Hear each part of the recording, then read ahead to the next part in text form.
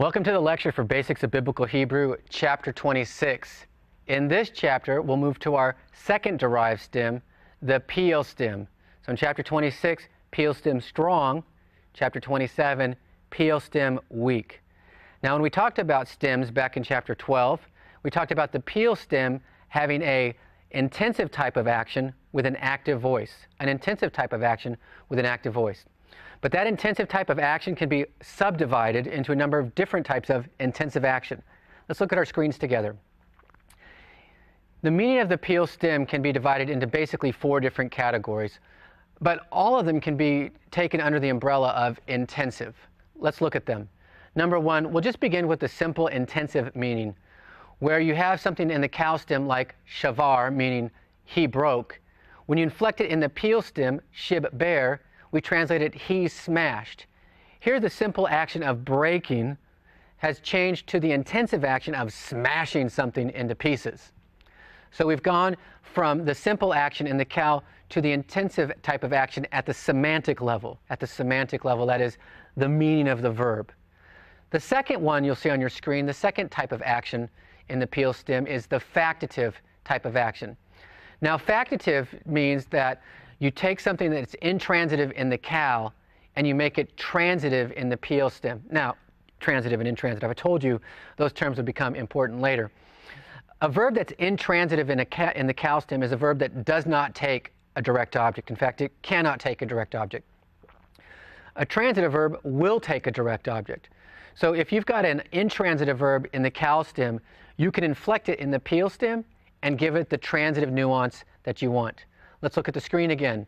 In the first example, we'll see in the Kal, kadash, which is translated, he was holy. It's an intransitive verb. In the Piel, it's kiddash, and it's translated, he sanctified. He sanctified something. He sanctified or set apart his garments. He sanctified or set apart his clothing, something like that. So the first example, kadash, he was holy, but kiddash, he sanctified something. So the intransitive verb has been intensified, it's been supersized, and now it can be transitive and now take a direct object. The third type of intensive action is denominative. Verbs that are derived from a noun are often inflected in the Piel stem. So here, what is intensive about this is that a noun has been verbed. That is, we've taken a noun and put it into a verb category, and when you do that in Hebrew, you verb a noun, you do it by inflecting it in the Piel stem. So here in Hebrew, look, the first example, we have the noun davar, and it simply translates word. It's a common noun. You've memorized it a long time ago. This particular word is inflected primarily in the Piel stem and means, in the example there, deber, he spoke. He spoke. Now, there's no intensive aspect to the translation, he spoke. It's not he spoke with vigor, he spoke emphatically. It's the simple action, he spoke. The intensive reality of the denominative is that you've intensified a noun and you've made it into a verb. Think of it that way. Think of it that way. So in the number one category on your screen, the intensive, what you're doing is you're increasing or intensifying the semantic value of the verb, what it means. In the second one, you're increasing its ability to take a direct object. You're intensifying the verb so that what once couldn't take a direct object now can. In the denominative category, what makes it intensive is the fact that you begin with a noun and you inflect it as a verb. This is intensifying the noun, and when you do that, it's normally in the Piel stem and it translates like a simple Kal. The fourth option that you'll see on your screen is the iterative. The iterative expresses the nuance of repeated action. And so the way in which this particular category is emphatic or intensive is that the action doesn't occur simply once, but over and over again. Look at the example. In the Kal stem, halak simply translates he went or walked. In the Piel stem, hilek, it translates as he paced or walked back and forth or around. Something he did over and over and over again. The action is iterative, that is, it doesn't occur just once, but over and over and over again. So the Piel stem embraces the broad umbrella of intensive action. There's different types of intensive action that we've spoken about now. There's the regular intensive, there's the factative, there's the denominative, and the iterative. all of those actions are intensive in their own way, so that's why we give it the intensive umbrella. They just make something a verb intensive in different ways, Okay, so that's the meaning of the PL stem, the regular intensive, the factitive, the denominative, and the iterative. You need to know all 4 uses of the PL stem. The question is, how do you know when a verb uses one of those 4? Well, here it is. There's one of 2 ways. Number 1, you memorize it in your vocabulary what particular nuance is intended. That's one way. Or number 2, when you encounter a word that you don't know in the PL stem, you look it up in the lexicon. It's that simple. The more you read, the more you become familiar with how the Hebrew language works, the less this will become an issue for you in terms of a confusing thing or something you don't know or something that's clumsy at first. This will become second nature to you the more you begin to progress in the language and read. Now that we've encountered the meaning of the form, let's look at the top 10 verbs in the PL stem. Look at your screens with me. Here's our 10 most frequent list. This time it's not the nifal, but the PL. So you'll see that the most common verb in the PL stem is the verb davar, and it means in the PL stem simply to speak with or about someone or something. Now this is that denominative type of PL action where it was a noun and now it's a verb. So when it translates as a cal, simple action, a nuance, not intensive, but it is in the PL stem. The same thing with the second example, tsawa, to command or give an order. This particular verb only occurs in the PL stem, another denominative, so it doesn't have he commanded with vigor or he commanded and shouted, something like that. It's just a regular action, a simple action of the cal stem that you're familiar with, but inflected in the PL stem. Okay? Now, in the other examples like shalak, for example, or bakesh, you can see some of the more intensive actions. Look at shalak, for example, the third example. In the cal, it means to send or stretch out. But in the PL, it also means to send, stretch out, or better, send away, expel, or send out, let go free. So there's more of an intensive type of action there to expel someone. You don't just send someone out. You cause someone to move out. You're the force behind it. So there is some intensiveness to that particular reality. So look at one of the examples below, kasa, the verb to cover or conceal in the cal stem. But in the PL, it means to cover something up, to conceal it, or to clothe it. There's more of an intensive type of action there. The key thing is when it comes to the stems and the roots and how they interact, you're going to want to memorize carefully in vocabulary what particular nuance is included. If it's a regular intensive, you don't have to worry about it. You just translate it intensively. If it's in the factitive or the denominative category, you may want to take special note that you're not going to translate this verb with some kind of intensive nuance. It's going to have the simple cal nuance, the simple action, even though it's inflected like a PL stem. And if you don't memorize that as vocabulary, you'll have to do it through the lexicon as you read the language. Now that we've got the basic meaning down, let's look at the forms. And really, the forms of the PL stem are pretty easy to identify when it comes to all their diagnostic features. The number one feature that appears in all of the different forms in the PL stem is a doubling of the middle root letter with a dogish forte. Let me say that again.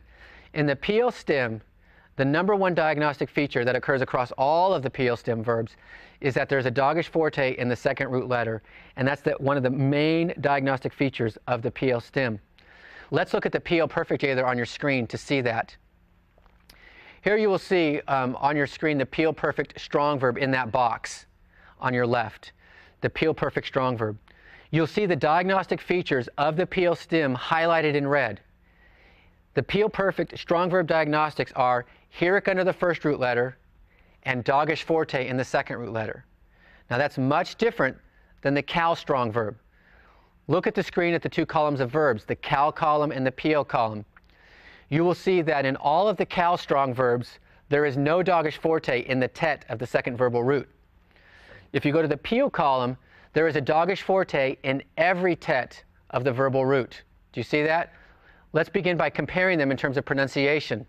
In the 3MS category on your screen, katal is the cal form, but kit-tail is the PL form. In the 3FS, katala or kit-tala.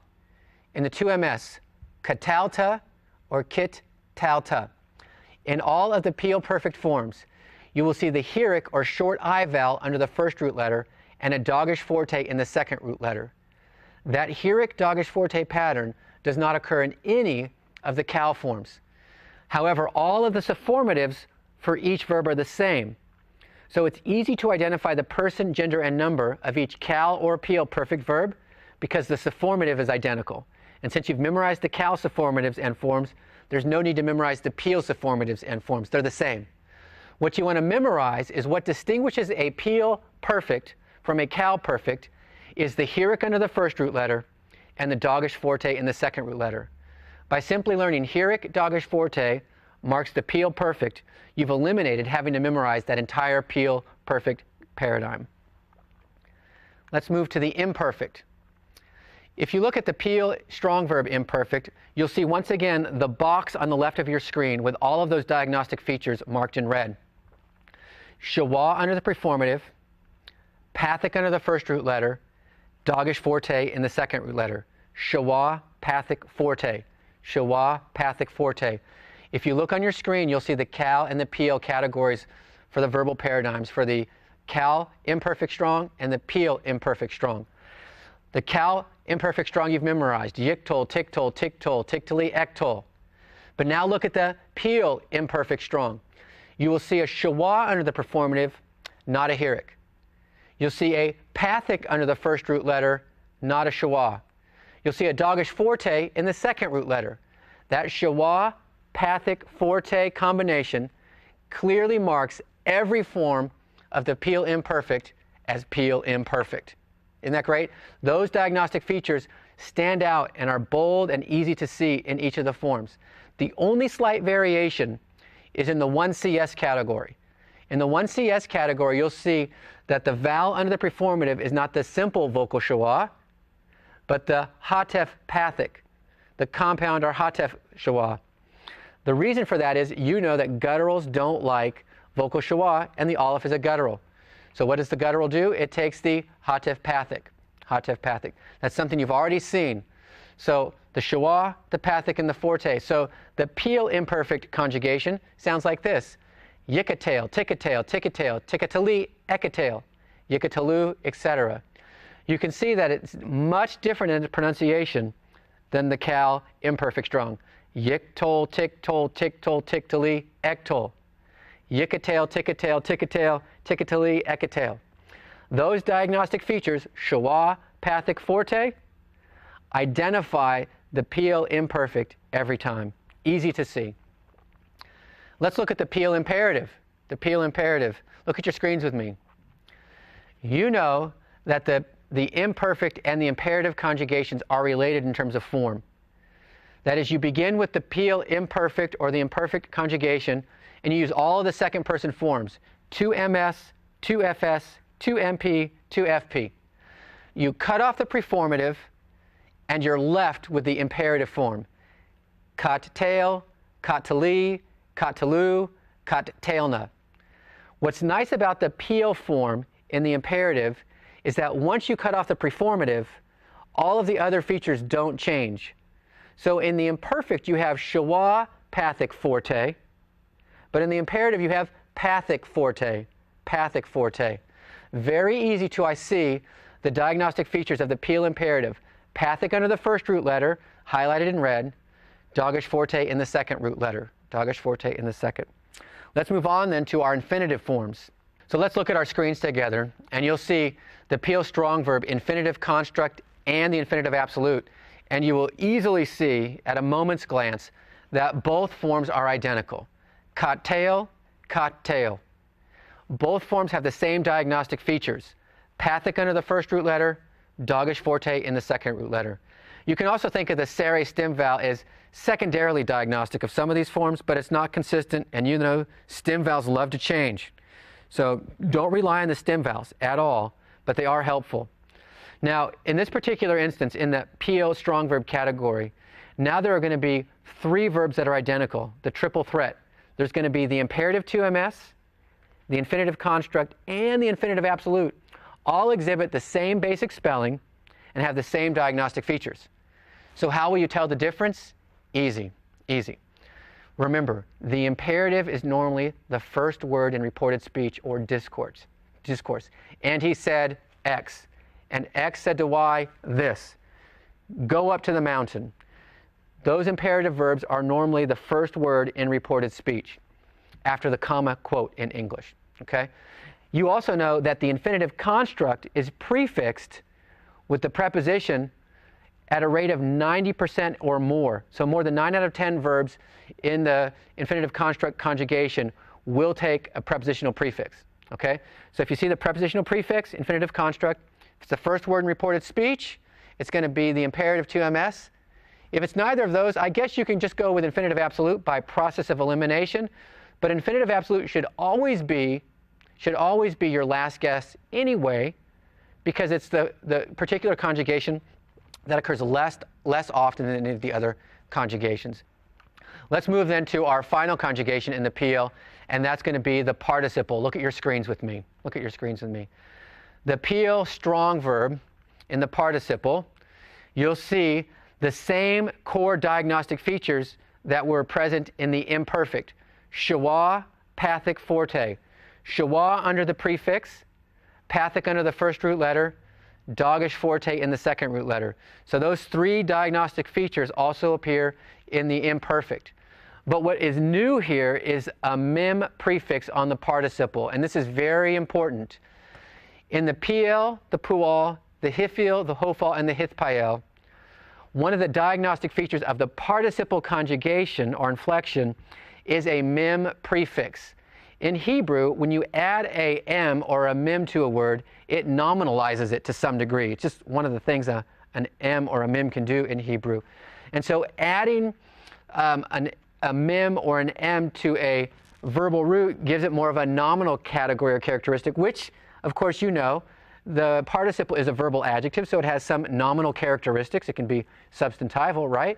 And so that mem is not unexpected in some way. So you're going to start to see this mem everywhere, and you're going to want to think of the mem prefix as a participle prefix in Hebrew. Let's look at our four forms on the screen together. There is mikatel, mikateleth, mikatelim, mikataloth. You will see in every form the schwa, the pathic, and the forte. Schwa under the mem prefix, pathic under the first root letter, doggish forte in the second root letter.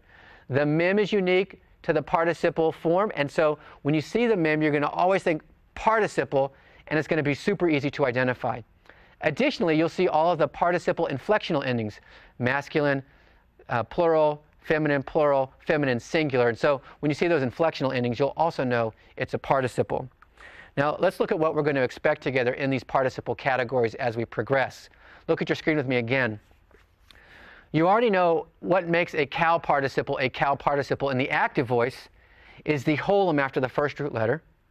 And what makes a cow participle in the passive voice is the shuric stem vowel.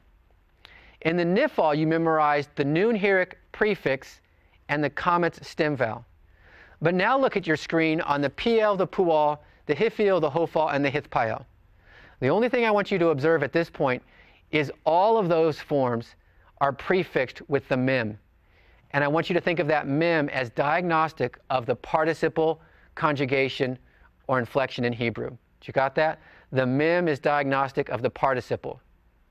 Once you recognize that, some of these forms are going to be easy. For now, all you have to realize is that in the PL, you get the schwa, pathic, forte, and the mem prefix. Very easy to identify. So then let's look together at our summary of PL strong verb diagnostics. This is the last screen I want you to look at for this particular chapter. I don't want you to memorize all of the different paradigms that you've seen to date in this chapter. What I want you to memorize are the strong verb diagnostics that you see on this screen highlighted in red. What makes a PL perfect verb PL perfect? Heric under the first root letter, doggish forte in the second root letter.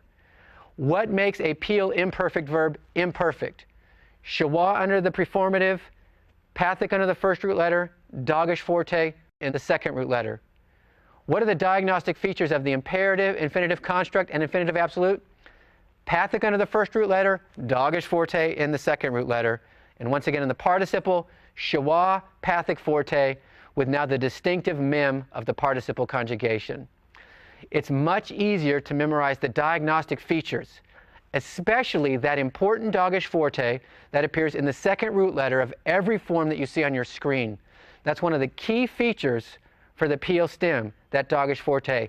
In fact, you can think of the dogish forte as that which marks the intensive stem. You double the middle root letter, so not only are you intensifying some aspect of the meaning, but you're actually intensifying some aspect of the verb itself. You're doubling or supersizing the verb, doubling that middle root consonant in every instance. All right? Okay.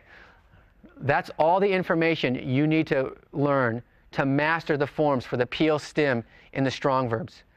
In the next chapter, we'll talk about the PL stem in the weak verbs, and there's really only one category of weak verb that will give you any trouble. I bet you can already guess what it is, but I'll save that until our next chapter.